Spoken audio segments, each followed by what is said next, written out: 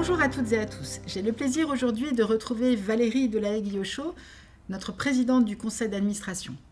Ensemble, nous allons évoquer les grandes thématiques qui ont rythmé une année 2023 où l'ANSM a de nouveau été pleinement mobilisée par une série de défis et d'actions significatives au service des patients.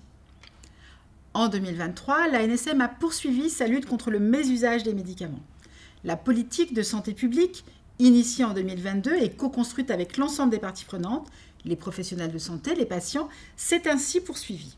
Cela s'est concrétisé sur le terrain par une nouvelle campagne de communication grand public qui a permis de sensibiliser tous les publics à la bonne utilisation des médicaments. Effectivement, dans le cadre de cette campagne d'information, l'agence a utilisé divers relais médias pour mieux atteindre les usagers à travers ce type de messages. C'était l'une des conditions de leur bonne réceptivité, de leur impact, dans un contexte en effet marqué par la place croissante des réseaux sociaux et l'augmentation de la désinformation.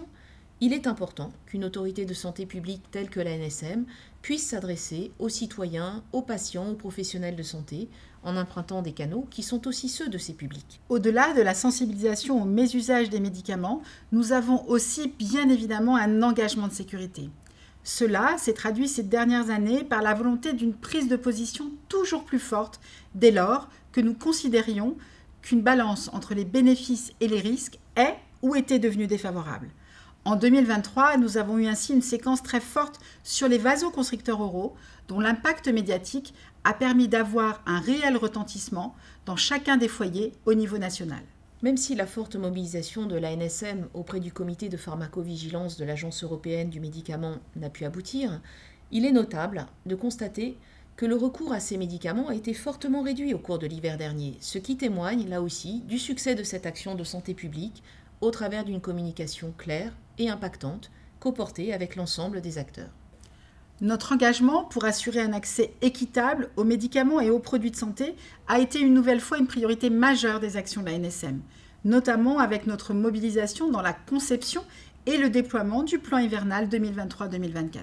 À la demande des ministres, la signature de la charte d'engagement par l'ensemble des acteurs de la chaîne du médicament illustre la pleine responsabilisation de chaque maillon pour assurer et sécuriser l'accès à ces ressources essentielles pour tous. L'ANSM réaffirme ainsi son rôle pivot, tant sur le plan national qu'européen, pour répondre à cet enjeu crucial. En effet, la signature de cette charte en novembre dernier est le fruit de ce travail de dialogue et de partenariat avec tous les acteurs, qui est au cœur des valeurs de l'ANSM.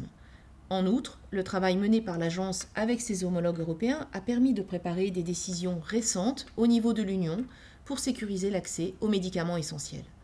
Ainsi, avec de nouveaux leviers réglementaires, nationaux et européens, l'agence va pouvoir continuer à amplifier ses capacités d'action dans ce domaine qui est crucial.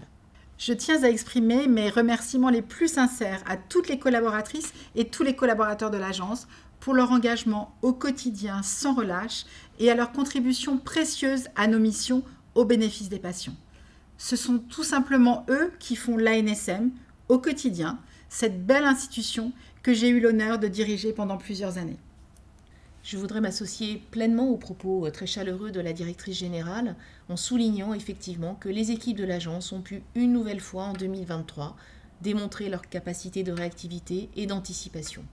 En tant que présidente du conseil d'administration de l'Agence nationale de sécurité du médicament, je leur adresse mes plus sincères remerciements ainsi qu'à sa directrice générale. Nous vous souhaitons à toutes et tous une excellente lecture de notre rapport d'activité et surtout, n'oubliez pas, les médicaments ne sont pas des produits ordinaires, ne les prenons pas à la légère. Merci beaucoup.